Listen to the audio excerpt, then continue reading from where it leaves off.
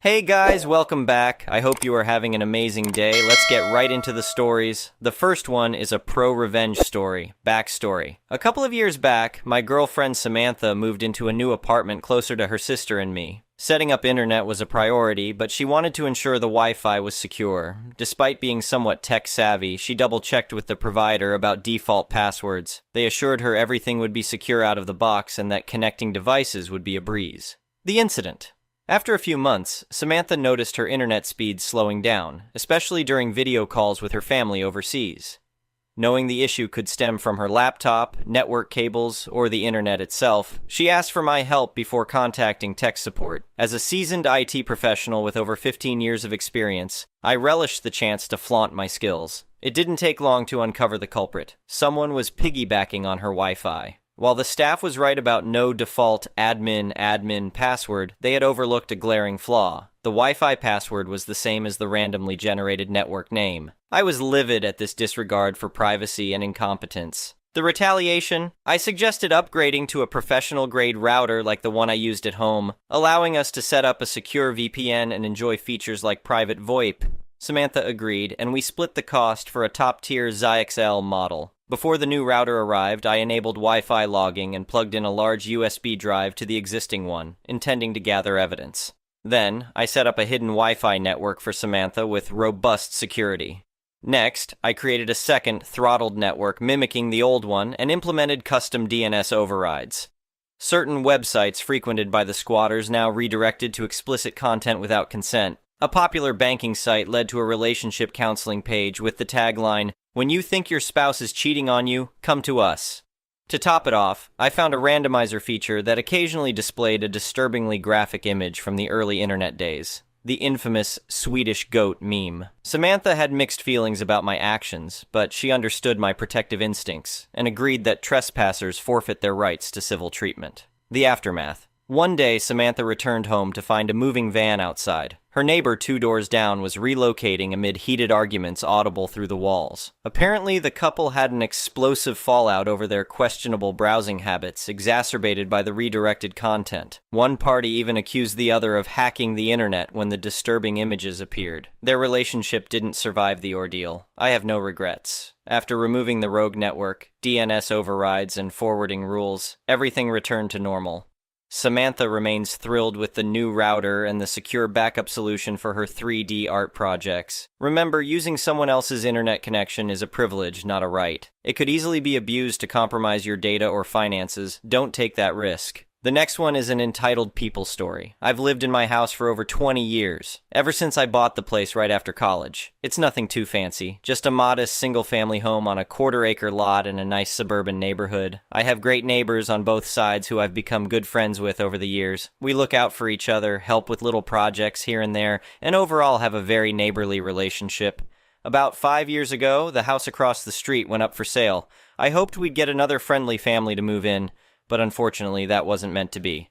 Right from the start, I could tell the new owner, Karen, was going to be trouble. She strutted around with her nose in the air, inspecting every inch of her new property with a judgmental look on her face. I tried to welcome her to the neighborhood when she first moved in, but she just frowned at me and went back to scribbling notes on her clipboard. Okay, not the warm and friendly type, I figured.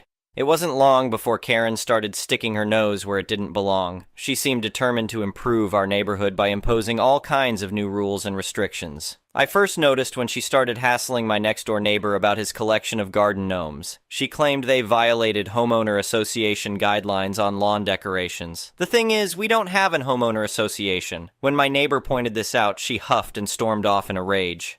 This was just the beginning of Karen's crusade.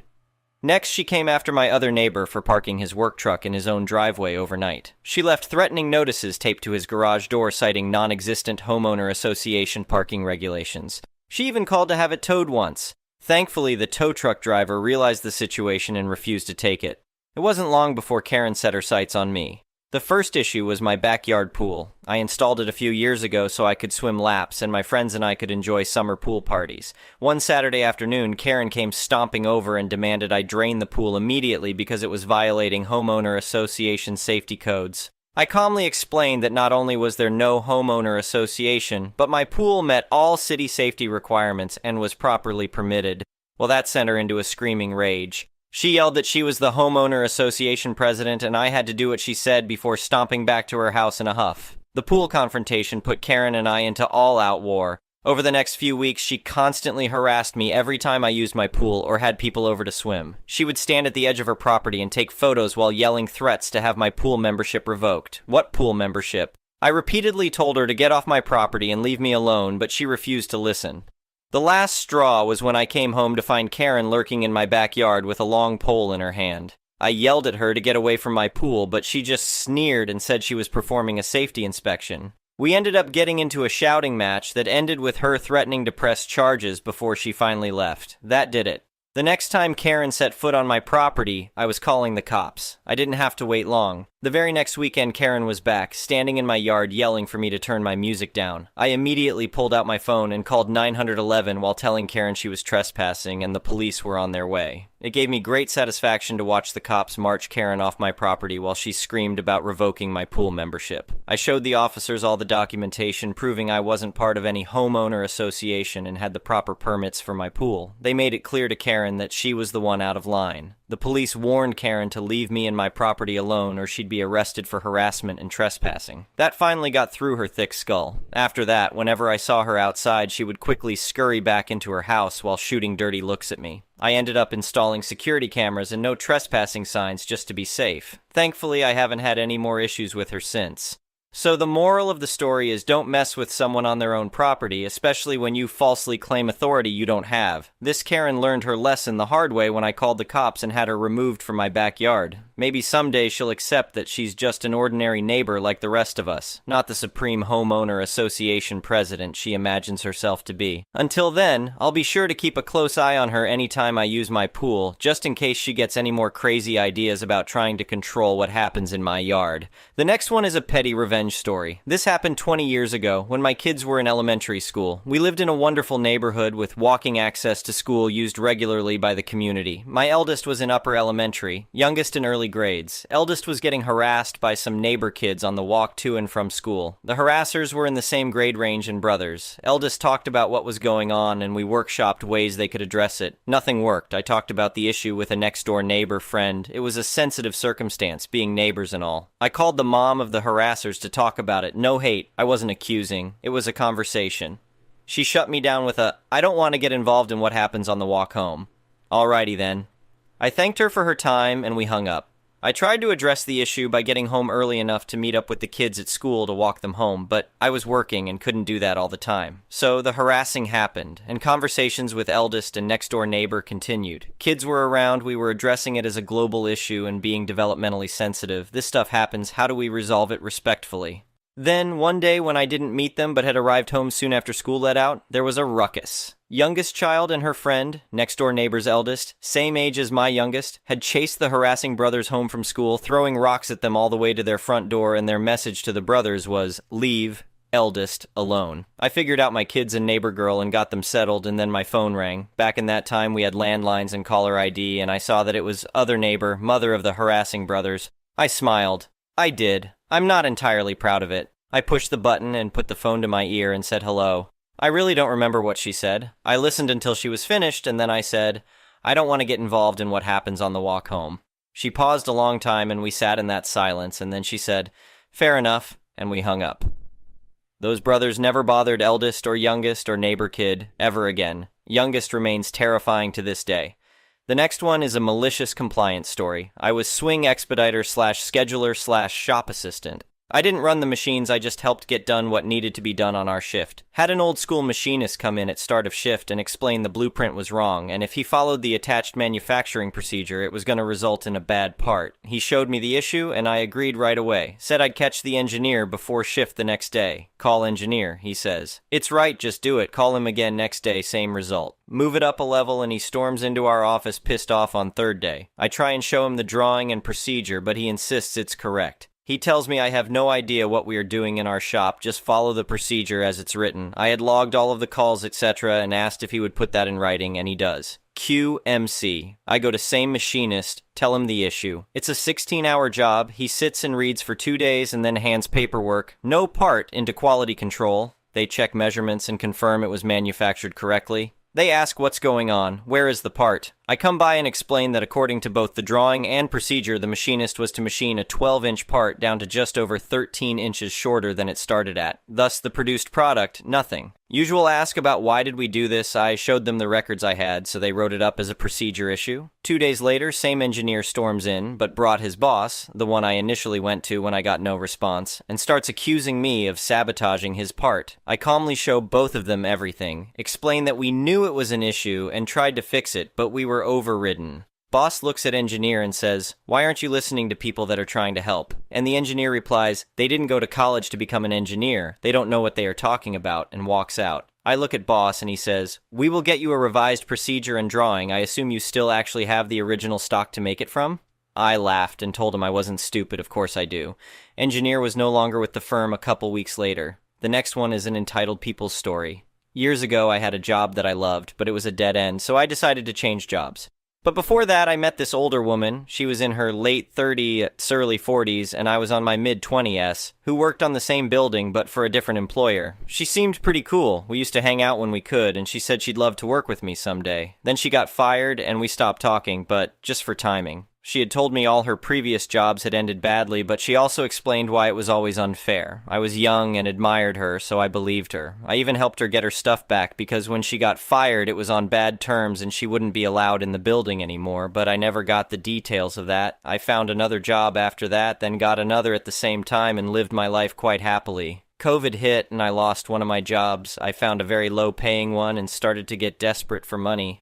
I remembered my friend from back then and thought she could give me some advice and moral support. I never thought she would offer me a job because of her history, but she did. Not super well paid, but better than my other second job. So I did the math, and with those 2 salaries, I'd be fine again, and I quit the low-paying job. She is the president of a nonprofit foundation with a business partner, and I was going to be the 3rd person on the team. The day I started the new position with her, she told me she did her math wrong. She could only pay me a very low amount, lower than my previous job, almost minimum wage. She also never hired me, so she never paid for Social Security at all. In my country, your employer adds an amount towards that. So I was stuck there, really struggling with money, but at least the job was super fun, challenging, and I was working with a friend, so that was good. She paid my salary on time the first 2 months. Then, every end of the month, she would start crying, literally, about her own financial status, how she had no money at all, and she could only pay me a part of it now, and the rest later. She did that, but still, not the ideal situation. The rest of the month, she would have her nails done, go to expensive parties, go out on vacations, lend money to her business partner who had a drug problem, etc. Things started to get worse every month, but I never thought a friend would screw me over on purpose. Until then, I felt sorry for her. How silly of me. She had started to use money from her family-in-law without them knowing, and they started to get suspicious. I think that's how she managed to pay me, but she never said with all the words, just vague implications. We were working on a project for a big company, and after the first delivery, the company said there were many errors in our proposal. We checked, and it was all on the things she had done, but she yelled and blamed it on me. That's when it clicked in my head. My part wasn't even relevant for that part of the process yet. I asked her to stop yelling at me and to please explain what she needed from me because she wasn't being clear and I wasn't the one in charge of the faulty parts, so I wasn't sure of how to fix that. She just started to yell even more, now saying she had a friend in my same field check my work and it was incomplete. It really was because I needed her part to finish mine and she would keep changing it. That was a Friday, so I told her I was going to keep working from home. We could talk on Monday. Monday came and I went to the office. She wasn't there. I tried calling her and no response. I texted her that we needed to talk before I started working, but she replied she was at the company we were working for, which I knew was impossible for a number of reasons. I told her I quit and I was taking all social media accounts' passwords with me until she paid me my full salary. The week before, she was crying about not having money, but this time I got the money right away, so I gave her the passwords. And that's how I learned that just because someone is your friend, that doesn't mean it's a good idea to let the important things go. The next one is an entitled parent story. My parents are first-gen kids from immigrant parents. For context, they met when they were 17 and 18 and have been together ever since. Growing up in a cultural house and being the oldest child, 19F, my parents were extremely strict with me, and I feared for my life around them. I was not allowed to have friends, let alone boyfriends. Bringing a guy over my house would have been my worst nightmare. This led me to not really take interest in boys or boyfriends and kind of mind my own business, which they were very happy about when I was in high school. I have grown to be a very attractive woman, to the point that every guy I have ever been friends with had liked me or tried something at some point, and I have lost many close friends due to jealousy. I notice, but I don't really care. I am not interested in anyone, and I don't care to have a boyfriend. Now that I am a little older and in college, the script has flipped completely. My parents want me to start dating and find a guy to marry. When we are at cultural events, guys will introduce themselves and talk to my dad, trying to get in good with him. My dad tries to get me to talk to them, but I just don't want to. I am just not interested. These guys are very good looking and respectable, but I just don't really care. I don't know if I am interested in marriage or having children, and I think it worries my parents. It is culturally traditional to get married sorta young and have children. This just doesn't interest me, and I want to selfishly live my life. I think that being so pushed away from engaging in romantic relationships by my parents when I was younger really affected me now. The fact that they changed their perspective on me dating so quickly too just really turns me off. Maybe I will want a relationship at some point, but it honestly makes me feel good to tell them no and turn down every guy. I genuinely am not interested, but I also feel like it is in spite. They believe that I need to marry a guy from our culture and have children, which part of me wants, but the other part of me resents the idea, and I don't know why. I know that I am free to make my own choices and live my life the way I want, but their words have a bigger impact on me than I'd like, and I think about this a lot. The next one is an entitled parent's story. I was making donuts for the first time. My mom was there, but she just watched. She never made donuts herself. She doesn't really bake. While frying, I burned my hand a few times, and it was really painful. When I told this to her, she just laughed and made jokes that I fried my hand.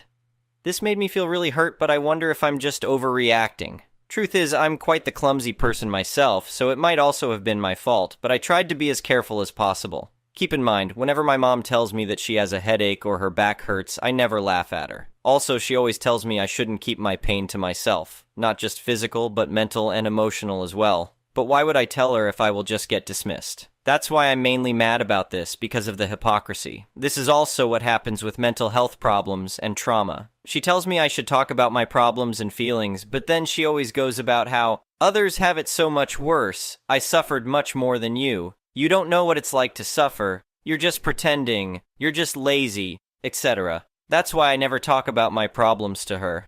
And then she wonders why. Even as a child, I always kept it to myself. If I was injured, I never told my mom, even if it was very painful. Now I wonder, I don't have clear memories of this, but is it possible that my mom also laughed at me or dismissed my pain when I was a child, and that's why I developed the habit to pretend that I'm fine even when I'm not? Also, when she found out about my self-harm, she also laughed at me when we made something in the kitchen, stating that if I accidentally cut myself with the machine, it wouldn't matter to me anyways. Yes, it would.